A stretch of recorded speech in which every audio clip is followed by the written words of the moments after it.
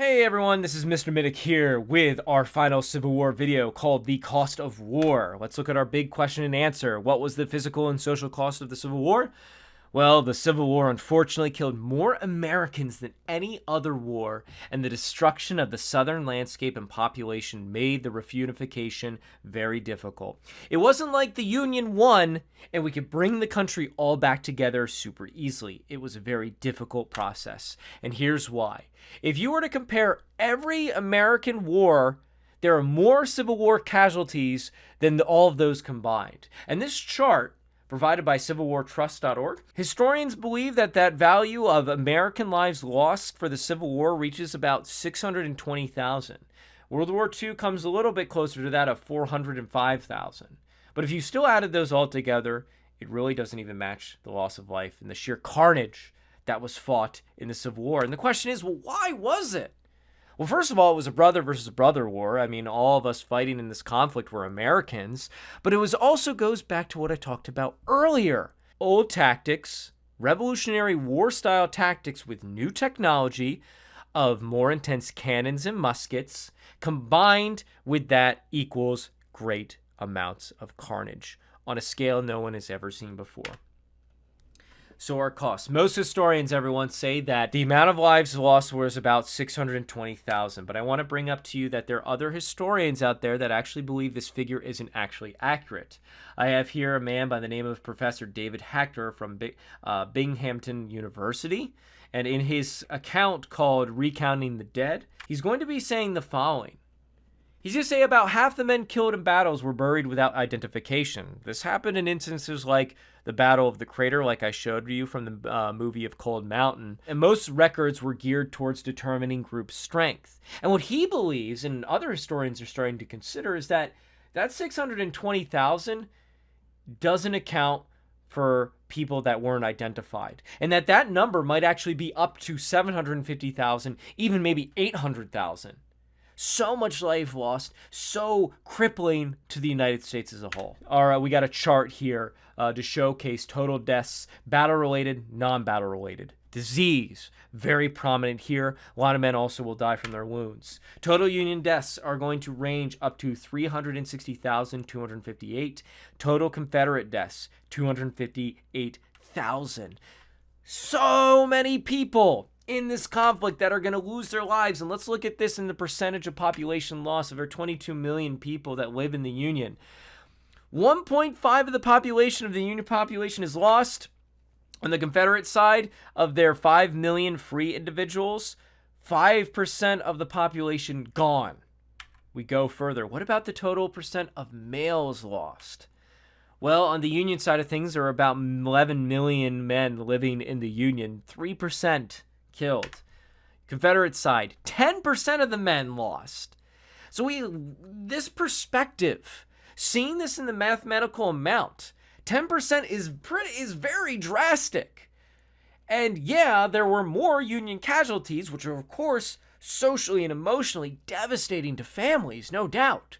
But from the bringing the country back together perspective, for a part of land, that being the South, that was ruined and ravaged through warfare, and now we add up the amount of men and lives that were lost, we get to such a high amount that bringing the country back together is going to be a very challenging task.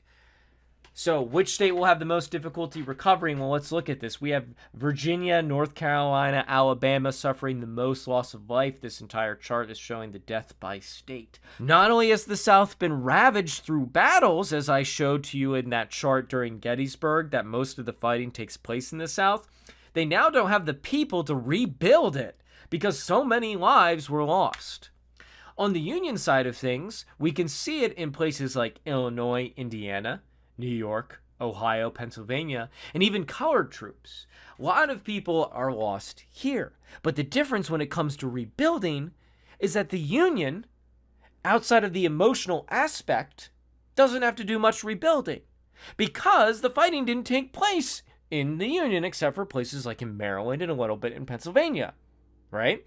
So the South has to account for the tragedy of loss of life and the economic collapse caused by total war.